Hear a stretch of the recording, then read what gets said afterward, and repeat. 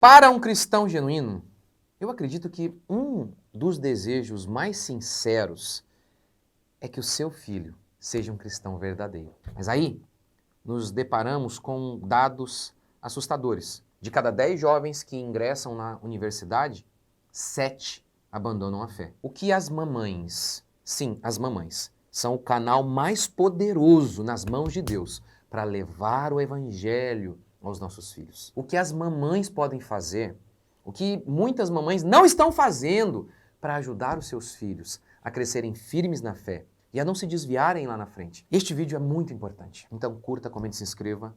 Bora para mais um vídeo. Eu me lembro, uma vez eu estava numa reunião de pastores, eu sempre conto essa história, e os pastores ali que eu considerava pessoas fiéis e tal, homens de Deus, e cada um foi contando ali uma história assim de filho que desviou, filho que estava desviado. Por que isso acontece, gente? Esse meu vídeo de hoje é baseado nesse livro aqui, Apologética da Mamãe Ursa.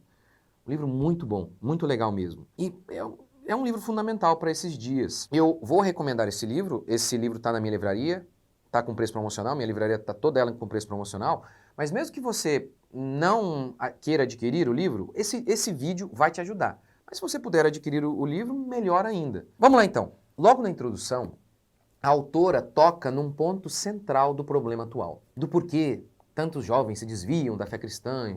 Alguns voltam depois, mas uma boa parte nem volta nunca mais. Ela fala o seguinte: a igreja não tem preparado as crianças, os jovens, para as objeções que a nossa cultura impõe contra o cristianismo. E aí ela faz uma citação genial de Ed Stetzer.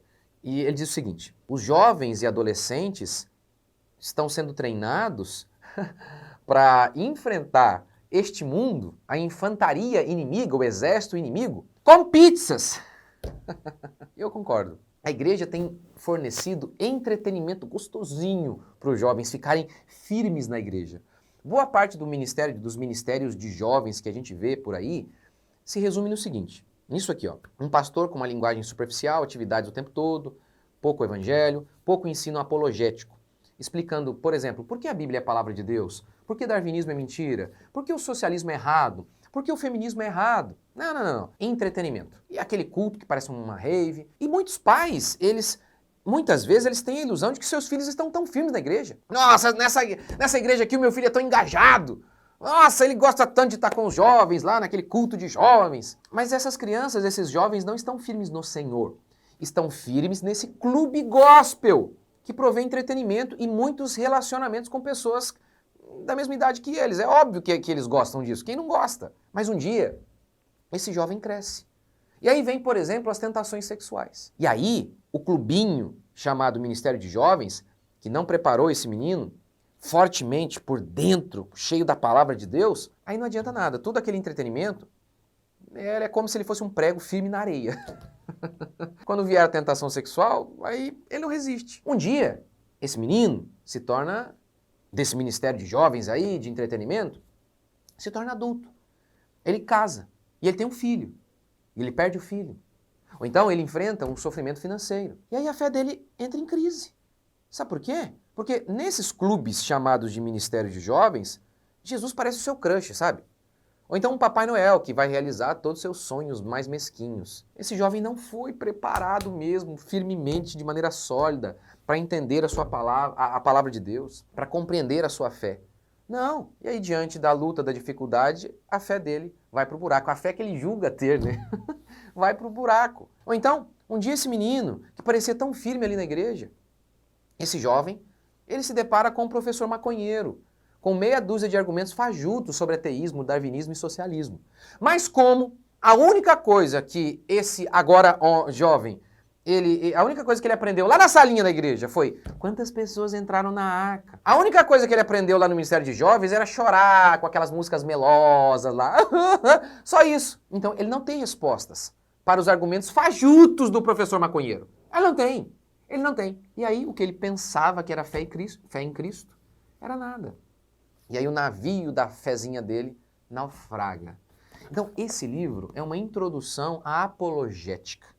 A apologética, que vem de apologia, que no grego significa defesa, é nada mais nada menos do que o cumprimento da ordem de Pedro.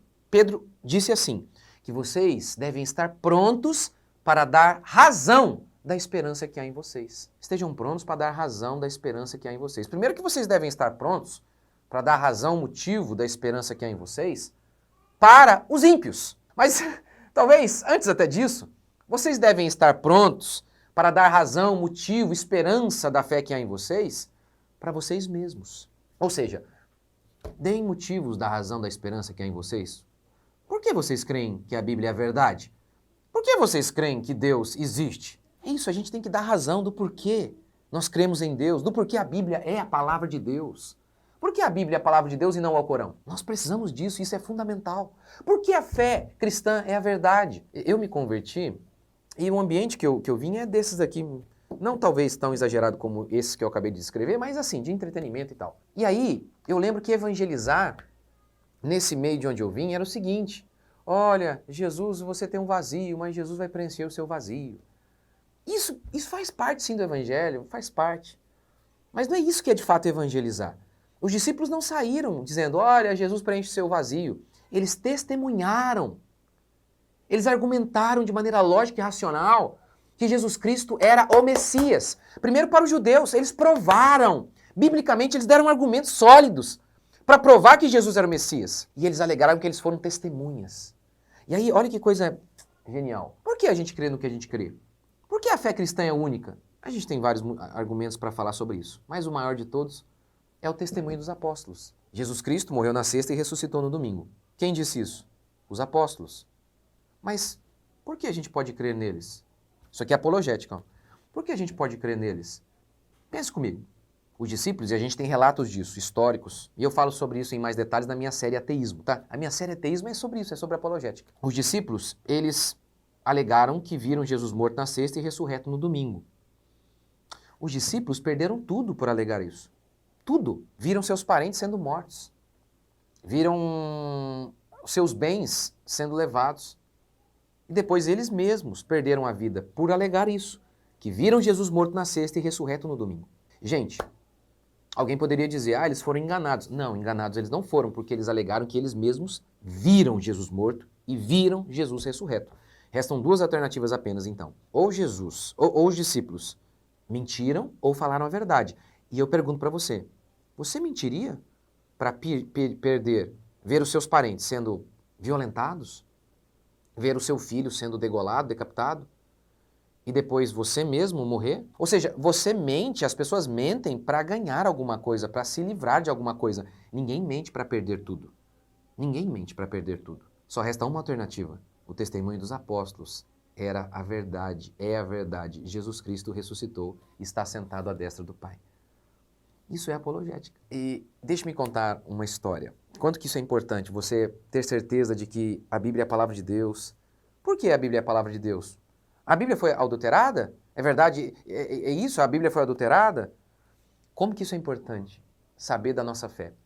Quando meu primeiro filho nasceu, nosso primeiro filho, na realidade, a gente perdeu na gestação. E o segundo nasceu, pra gente, semi-morto. Foi o pior dia da minha vida, com certeza.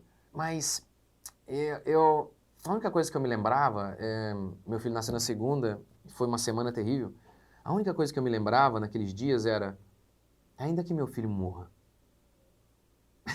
Eu não pensava em abandonar minha fé, porque ainda que o meu filho morra, isso não altera o fato de que o Filho de Deus está vivo. De que Jesus Cristo é a verdade. E eu pensava nisso o tempo todo, no testemunho dos apóstolos. Que os apóstolos, eles morreram de maneira trágica. Não faz sentido dizer que eles mentiram. Ninguém mente para morrer do jeito que eles morreram, torturados, decapitados, apedrejados, jogados em fornalhas. A única alternativa que restava era, eles falaram a verdade, Jesus é o Messias, Jesus é Deus, ele ressuscitou. E foi isso que, naquele dia em que meu filho estava naquela situação, foi isso que me manteve. Eu sei que o meu Redentor vive e ele vai se levantar. Não é isso que a gente lê na Escritura? Eu sei. O povo perece porque falta conhecimento. Então, nesses ministérios de jovens que a gente vê por aí, tem muito emocionalismo e pouco eu sei. Então, esse livro é uma introdução nisso, na apologética, para defender a nossa fé de maneira racional. Então, recomendo muito mesmo. Livro muito bom.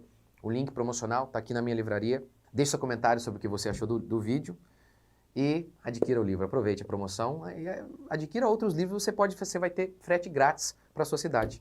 Se eu fosse recomendar um outro, eu recomendaria um outro livro, que é uma recomendação para você comprar junto aí, Emborrecimento Programado, do Taylor Gatto.